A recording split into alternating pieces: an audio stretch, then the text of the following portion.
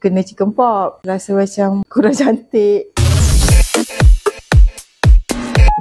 Nama saya Nur Hasimah binti Abbas. Saya berumur 36 tahun.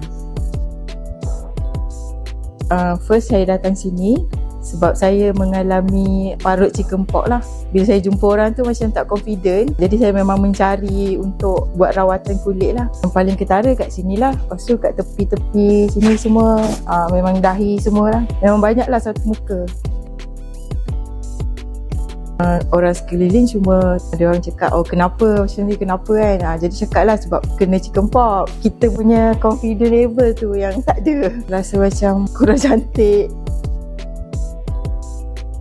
Saya cari dekat Facebook. Saya cari banyak lah spa-spa yang dekat Facebook. Bitara yang reply. Saya terus booking dapat ni lah untuk slot lah. Okey, perjalanan saya dapat rawatan kat sini. First tu dapat penerangan daripada pakar kecantikan. Jadi saya pun follow dia punya step-step tu dan saya ambil package lah untuk 12 kali rawatan. Banyak yang rawatan yang saya berpuas hati lah. Alhamdulillah saya happy lah sebab result pun nampak macam ketara daripada sebelum. Saya tengok balik gambar-gambar sebelum tu memang parut banyak apa semua kan. Sekarang nampak perbezaan tu lah. Suami lah puji nampak lain lah dia cakap kan. Beza lah daripada dulu dengan sekarang lepas buat rawatan ni. Saya boleh bagi 5 lah, 5/5 lah.